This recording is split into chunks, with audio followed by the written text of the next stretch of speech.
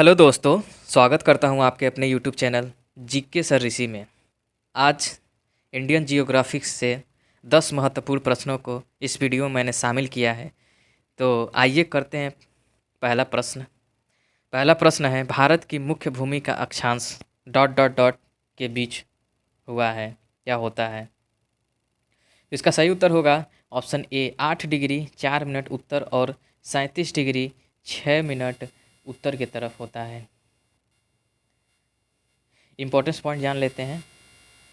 भारत की मुख्य भूमि का विस्तार 8 डिग्री 4 मिनट उत्तर और 37 डिग्री 6 मिनट उत्तर अक्षांश के बीच तथा 68 डिग्री 7 मिनट से 97 डिग्री 25 मिनट पूर्वी देशांतर के बीच है। बढ़ते हैं अगले प्रश्न की तरफ। भारत के दक्षिण में सबसे दूरस्थ स्थल कौन सा है। इसका सही जवाब होगा option B Indira point. Importance point जान लेते हैं। भारत का ध्रुव दक्षिणी बिंदु बड़ा निकोबार द्वीप में स्थित इंदिरा पॉइंट है।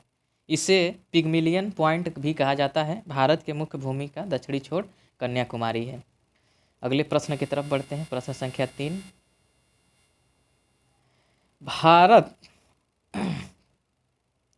अपना देश जो भारत है, क्षेत्रफल की दृष्टि से कौन सा स्थान रखता है। इस क्वेश्चन में ये पूछा गया है, क्षेत्रफल की दृष्टि से भारत का संसार में डॉट डॉट डॉट सबसे बड़ा देश है। किस नंबर का सबसे बड़ा देश है। तो यहाँ ऑप्शन दिया गया दूसरा, चौथा, सातवां, पाँचवा। तो सही उत्तर होगा यहाँ पे सातवां सबसे बड़ा देश है। अगले प्रश्न की तरफ चलते हैं। प्रश्न संख्या 4। भारतीय मानक किस रेखांश पर अपनाया गया है।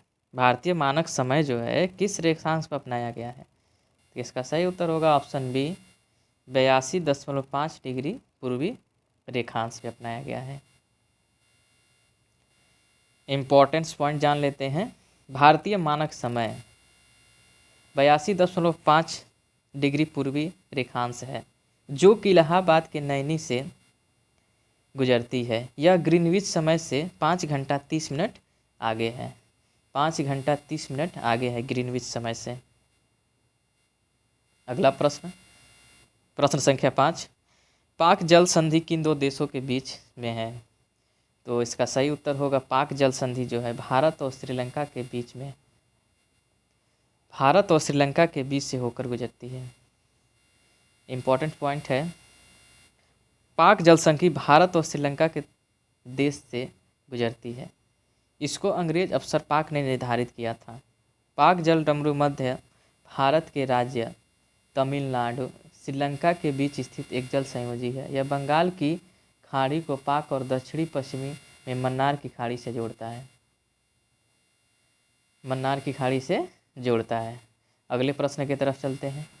निम्न में से किसके साथ भारत की अंतर्राष्ट्रीय सीमा नहीं लगती है। इस क्वेश्चन में पूछा जा रहा है कि ऐसा कौन सा देश है जिसमें जो भारत की सीमा है वो उस देश से नहीं लगती है। तो जो श्रीलंका ऐसा देश है जिससे भारत की सीमा नहीं लगती है, स्थलीय सीमा नहीं लगती है, जलीय सीमा लगती है।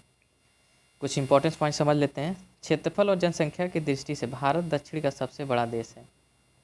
इसकी सीमाएं 7 देशों से मिलती हैं।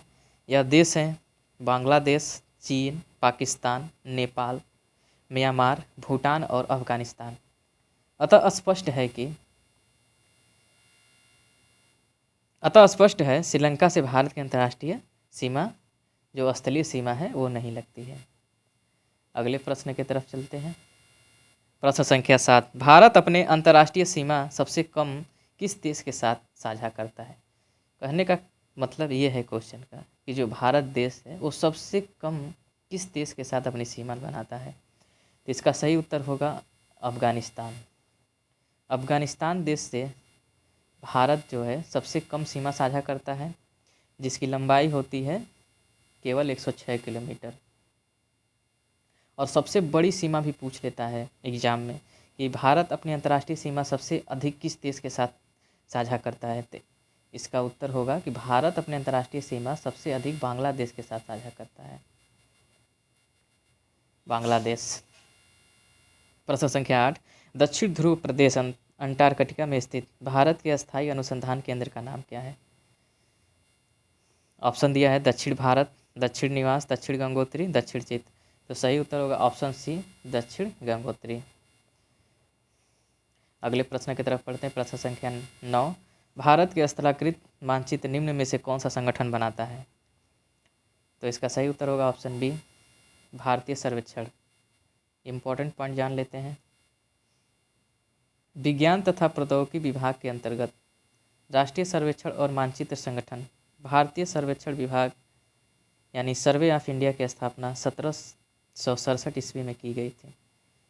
विभाग का उद्देश्य देश भर में इलाकों को खोजा जाए और उनका मानचित्रण किया जाए ताकि समन्वित तौर पे देश की विकास तेज गति से हो सके।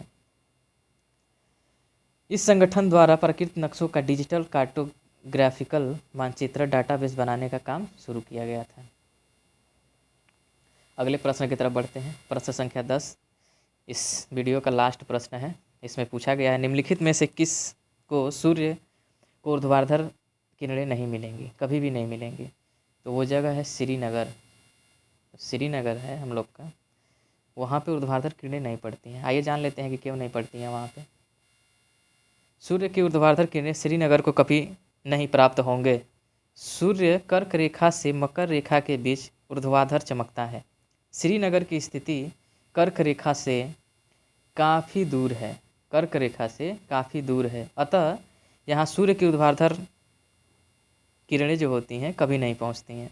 जबकि चेन्नई, मुंबई और तिरुवनंतपुरम की स्थिति कर्क रेखा और मकर रेखा के बीच में है, इसीलिए यहाँ पे किरणें ऊर्ध्वाधर पहुँचती हैं। तो यहाँ पे 10 क्वेश्चन का ये सीरीज ख़त्म हुआ है, जो इंडियन जियोग्राफी यानी कि भारतीय भूगोल से कुछ इंपॉर्टेंट प्रश्नों को शामिल किया था मैंने, जो हर बार परीक्षाओं में लगभग पूछी ही जाती हैं। तो आशा करता हूँ कि आप लोगों को मेरा वीडियो पसंद आया होगा। अगर पसंद आया होगा तो एक लाइक ज़रूर करिएगा, क्योंकि वीडियो बनाने में बहुत मेहनत लगती है और आपके एक लाइक से बहुत मोटिवेशन मिलता है। तो मिलते हैं अगले वीडियो में। नमस्कार, जय हिंद।